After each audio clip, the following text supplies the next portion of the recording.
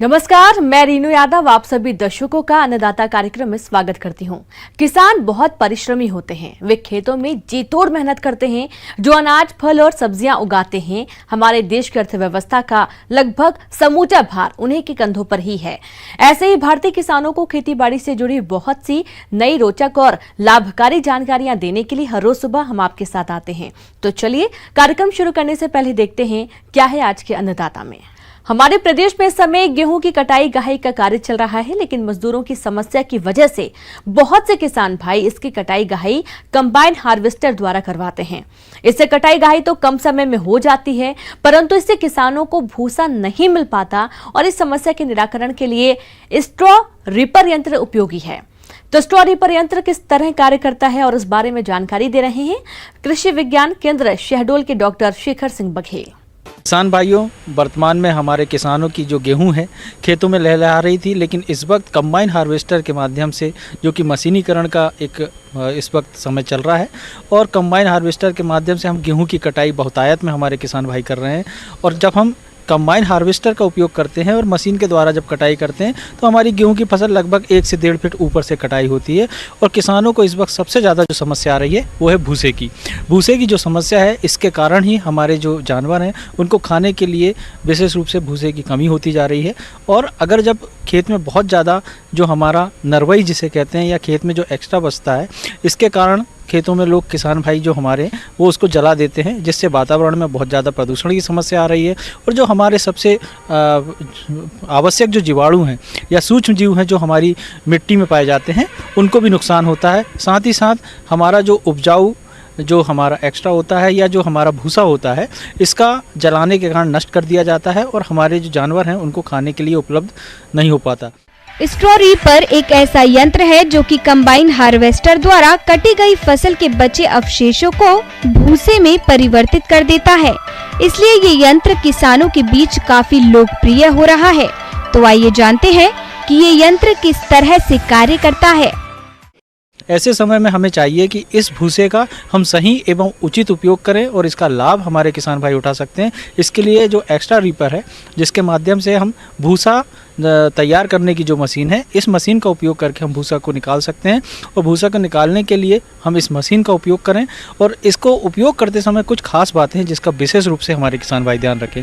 सबसे पहली बात आती है कि जब भी आप इस मशीन का उपयोग कर रहे हैं तो हमारी जो ट्रैक्टर है उसमें जब लगाते हैं और लगाने के बाद जब आप उसको चलाते हैं तो इस बात का ध्यान रखें कि उसकी स्पीड लगभग 20 से ज़्यादा उसकी स्पीड नहीं होनी चाहिए। अगर आप देखते हैं कि खेत में किसी प्रकार के पत्थर हैं, किसी प्रकार के कंकड़ हैं या किसी प्रकार के कुछ ऐसी ऊंची नीची ज़मीन है, तो उन स्थानों पर आप इन रीपर का उपयोग ना करें। नहीं तो इसकी जो ब्लेड होती हैं उनको टूटने की संभावना अधिक होती है, क्योंकि ये जो ब्लेड हैं बहुत पतली होती हैं और ये भूसा को कटाई के लिए उपयोग की जा रही हैं।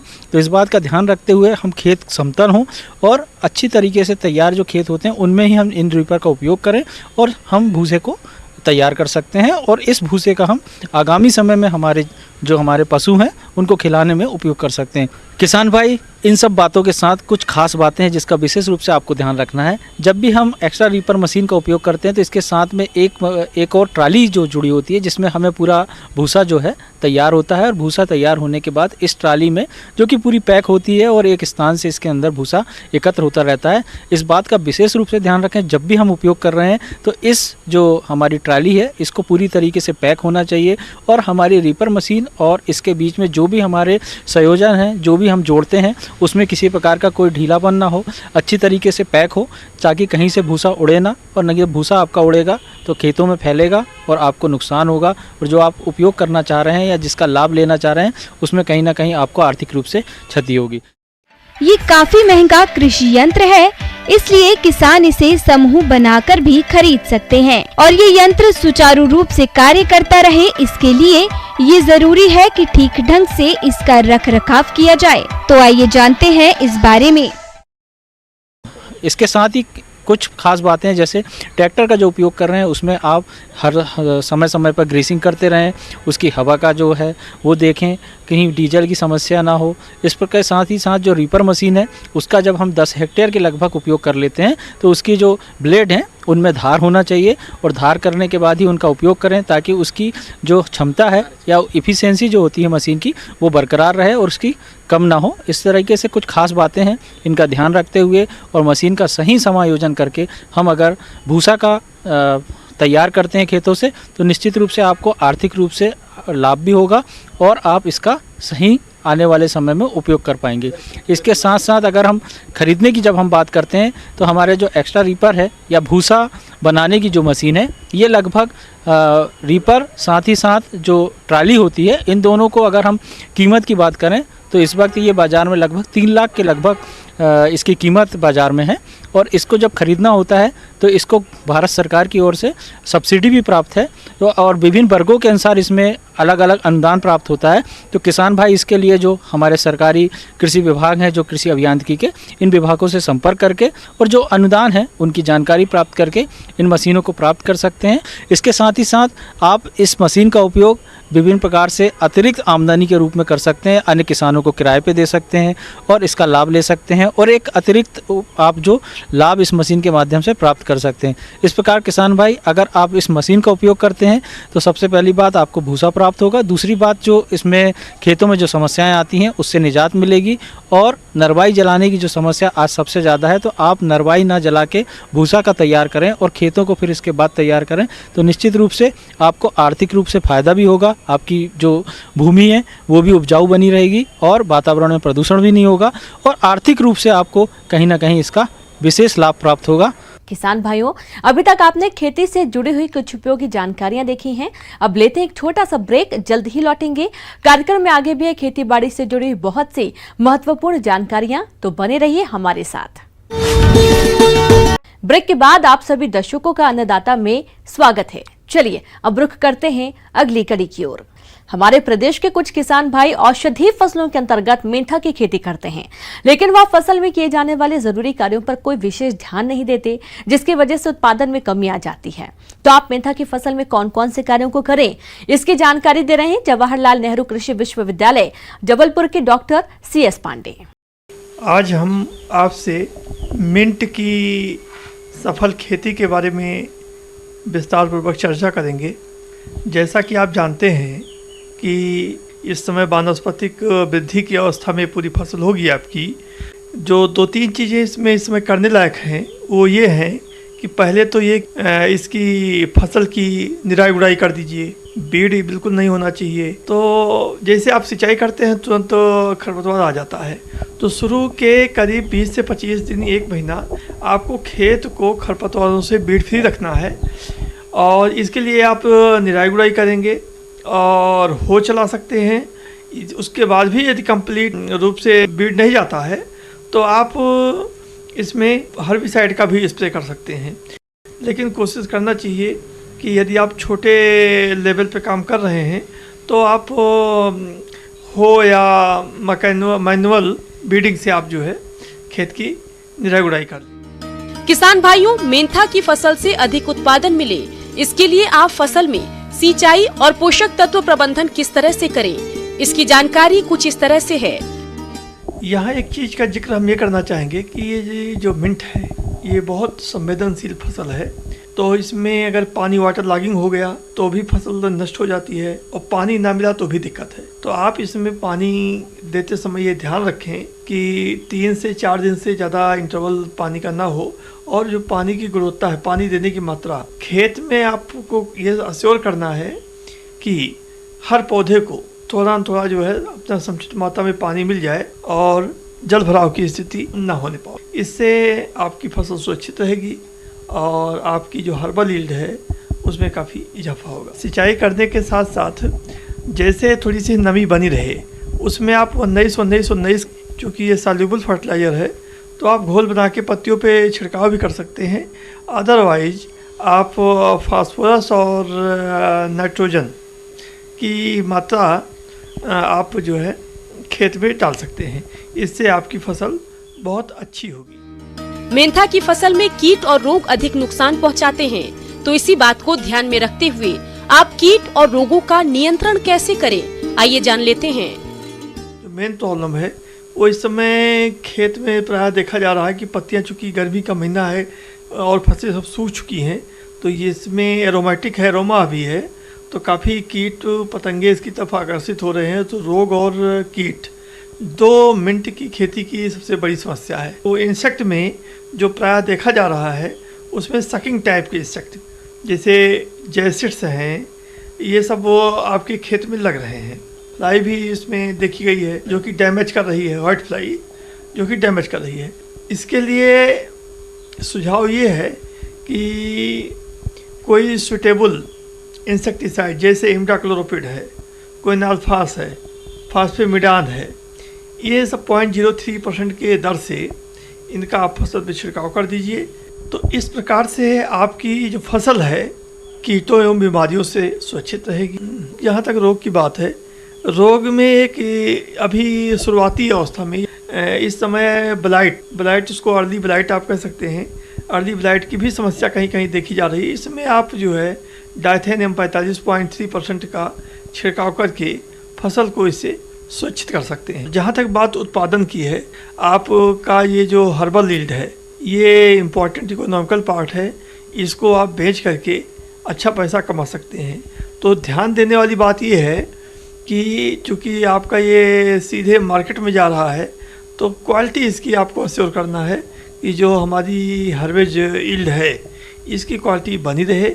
तो आशा है कि अगर इन सब बातों को आप ध्यान में रखेंगे तो अच्छी क्वालिटी के मिंट के प्रोडक्शन के साथ साथ अच्छी आप आमदनी भी कमाएंगे।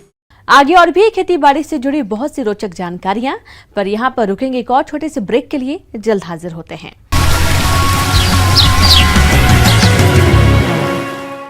ब्रेक के बाद एक बार फिर से आप सभी दर्शकों का अन्नदाता कार्यक्रम में स्वागत है। बढ़ते हैं अगली प्रस्तुति की ओर।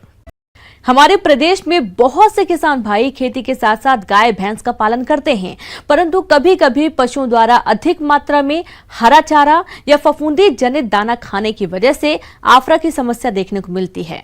तो इस आफरा की समस्या से अपने पशुओं को कैसे बचाएं, इस बारे में जानकारी दे रहे हैं नानाजी देशमुख पशु चिकित्सा विज्ञान विश्वविद्यालय जबलपुर के डॉक्टर राहुल सेहर।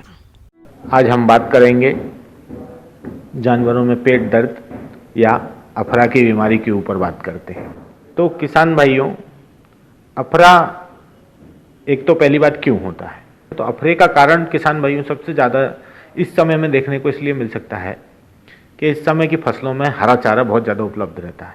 ज़्यादा चरने के कारण किसान भाइयों ग्रीन में मॉइस्चर कंटेंट ज़्यादा होने के कारण कुछ ऐसे तत्व भी होते हैं, कुछ ऐसी चीज़ें होती हैं जिनके कारण जानवर के पेट में फर्मेंटेशन होता है या फीड पास नहीं हो पाने जाने के कारण जानवर के पेट में गैस बनती है, जिससे जानवर को फीड आगे न सरकने के कारण उसको अफरा हो जाता है या गैस अक्यूमुलेशन के कारण उसको अफरा हो जाता है। अफरा दो प्रकार का होता है, एक तो फ्रोदी ब्लोट बोलते हैं, एक बोलते हैं ड्राई ब्लोट।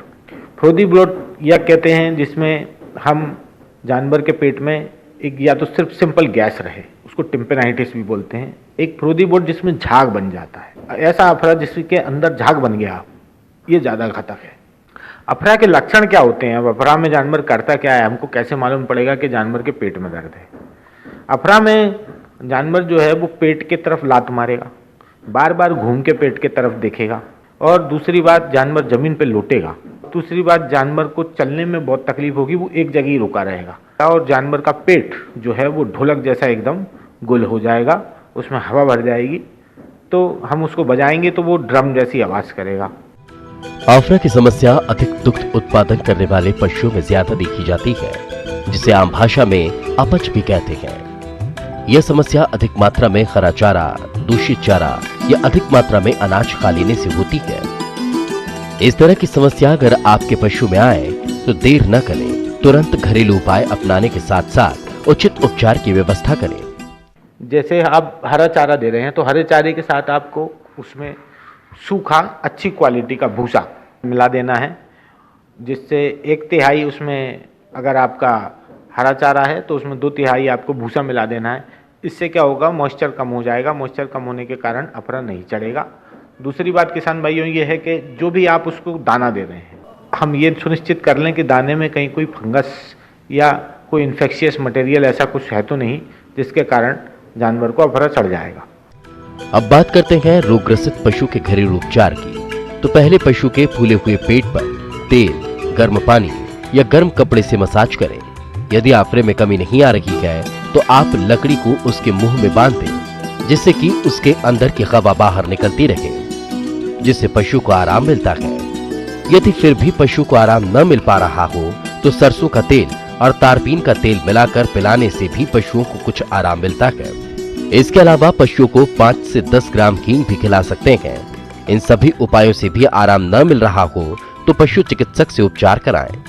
इनसे आप जानवर का अफरा कुछ हद तक ठीक कर सकते हैं, मगर अगर घरेलू नुस्खे आपके काम नहीं कर रहे हैं कि उसको तुरंत ही आप पशु चिकित्सक से संपर्क करें, क्योंकि सिर्फ गैस को हम एक सुई के माध्यम से जानवर के पेट में उसके बाईं तरफ जहाँ पे खाली स्थान रहता है, जिसको फ्लैंक रीजन बोलते हैं, फ्लैंक रीजन में हम जानवर को लेटा के और उसका जो पेट है वो बायां साइड ऊपर रहेगा, तो हम 16 गॉज की निडल को मार के उसका अफरा या ट्रोकार कैनुला से हम उसका अफरा उतार सकते। इसके अलावा दूसरा तरीका ये है किसान भाइयों कि हम उसको कैल्शियम बोरोग्लूकोनेट का इंजेक्शन 1/3 इंट्रावीनसली लगाएगा, नस में लगाएगा उसके, और 2/3 जो है वो सबकट लगाएगा। तीसरी बात, हम जानवर को किसान भाइयों एंटीबायोटिक लगा देते हैं, जिससे क्या रहता है उसका जो अंदर बैक्टीरिया है पेट में, जो फर्मेंटेशन करता है जानवर के पेट में, तो जानवर के पेट में जो बैक्टीरिया को हम अगर मार देंगे तो फर्मेंटेशन की दर कम हो जाएगी, उस हिसाब से गैस नहीं बनेगा। आशा करता हूं किसान भाइयों इसी के साथ इस जानकारी से इस मौसम में अपने पशुओं को अफरा से बचा सकेंगे।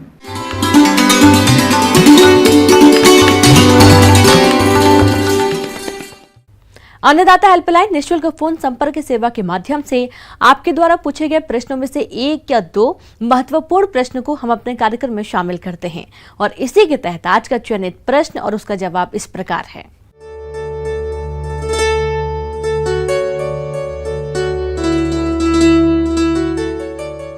निःशुल्क अन्नदाता हेल्पलाइन में आज हमने जिस प्रश्न को शामिल किया है उसे पूछा है कटघोड़ा, जिला कोटवा के रविंद्र प्रताप सिंह ने। आपने गर्मी के मौसम में मुर्गियों की देखरेख पर जानकारी चाहिए है, तो इसके लिए देखिए कार्यक्रम का यह अंश। आज हम बात करेंगे गर्मियों में मुर्गियों की देखभाल के बारे में। हम शेड के ऊपर सफ़ेद कलर का चूना या पेंट से पुताई करते हैं, जिससे जो शेड के ऊष्मा अवशोषण की जो गति है वो कम हो जाती है। इसके पश्चात जहाँ कहीं पे व्यवस्था है वहाँ पर स्प्रिंकलर छतों पर चलाने चाहिए। उस जगह पे अपन ये भी कर सकते हैं कि भूसा या पैरा आपकी छत पर बिछा करके भी उसका तापमान कम किया जा सकता है। इससे एक प्रतिकूल माहौल मिलता है मुर्गियों को। दूसरा उपाय ये किया जाता है कि साइड में जो छज्जे निकले होते हैं उस पर बोरे लगा दें और ज़रूरत पड़ने पर उन पर पानी चलाएं, जिससे कि अंदर जो हवा प्रवेश करे वो तकरीबन बॉडी टेम्परेचर को मैच करती हुई हो और उससे रिलैक्स मिल सके। तो ये बोरे तकरीबन 3 या 4 बजे के आसपास साइड से उठा दें, ऊपर कर दें, क्योंकि इसमें ह्यूमिडिटी अंदर बढ़ती है और सफोकेशन होता है। इसके पश्चात ये भी देखा गया है कि जहाँ पर शेड है वहाँ पर आप छायादार वृक्ष लगाएं, शेड के आसपास हरियाली रखें, जिससे कि शेड का तापमान सामान्य बना होता है। किसान भाइयों, मुर्गी पालन से आपको अच्छा लाभ मिले, इसके लिए आप गर्मी के मौसम में मुर्गियों के चूजों की देखरेख कैसे करें, आइए जान लेते हैं।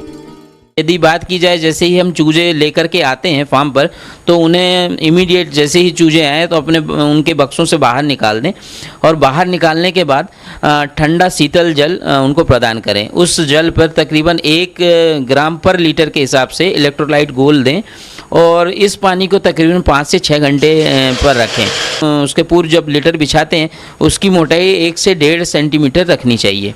इसके पश्चात आप जैसे ही चूजे रखें तो तकरीबन पानी के 5-6 घंटे पिलाने के पश्चात 6 से 8 घंटे सिर्फ मक्के का दलिया प्रदान करें, जो आपका सुबह, शाम, दोपहर और रात 4 टाइम इनको शीतल जल प्रदान करें। शीतल जल प्रदान करने से बॉडी टेम्परेचर में थोड़ी गिरावट आती है। तो यदि ओवर क्राउडिंग होगी तो हीट स्ट्रेस होगा और इससे चूजे मरने की संभावना है। मतलब यदि आपकी कैपेसिटी 100 की है तो उसमें तकरीबन 80 ही चूजे रखें। जैसे ही चूजा बढ़ रहा है, आपको समझ में आ रहा है ओवर क्राउडिंग हो रही है, बहुत ज़्यादा चूजा दिखाई पड़ रहा है, तो आप वहाँ से चूजे शिफ्ट करते हुए जाएं। लिटर जो है इस सीज़न में देखा जाता है कि बहुत ज़्यादा ड्राई हो जाता है।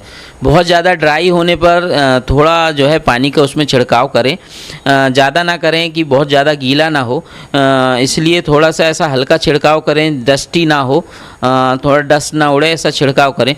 बताए गए जो समाधान है उसका अक्षर से पालन करके अधिक आय कमाएं, आप अधिक उत्पादन लें।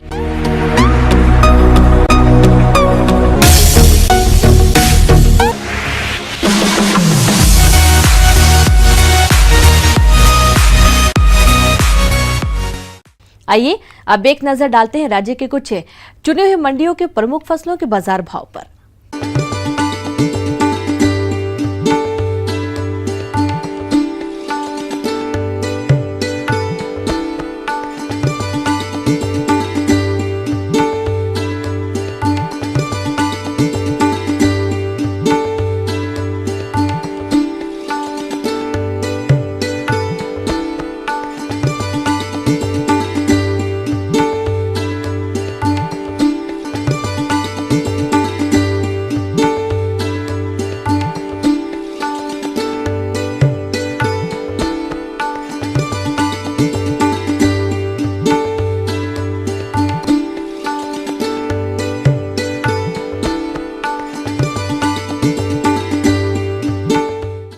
अब आइए देखते हैं कल दिखाए जाने वाले कार्यक्रम की मुख्य झलकियां। ग्रीष्मकालीन मूंग की फसल में आवश्यक कार्य।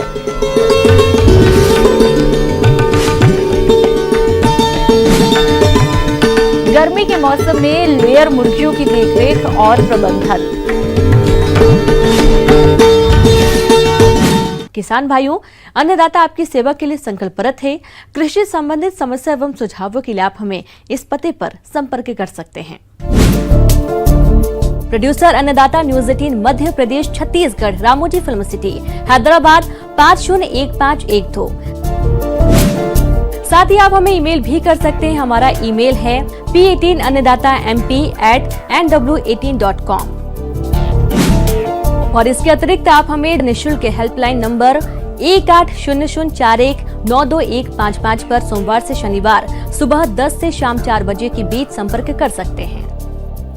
किसान भाइयों, अब समय हो रहा है आपसे विदा लेने का, तो हमारी अन्नदाता टीम को दीजिए इजाजत। कल फिर आपसे मुलाकात होगी कृषि संबंधित कुछ और महत्वपूर्ण जानकारियों के साथ। नमस्कार।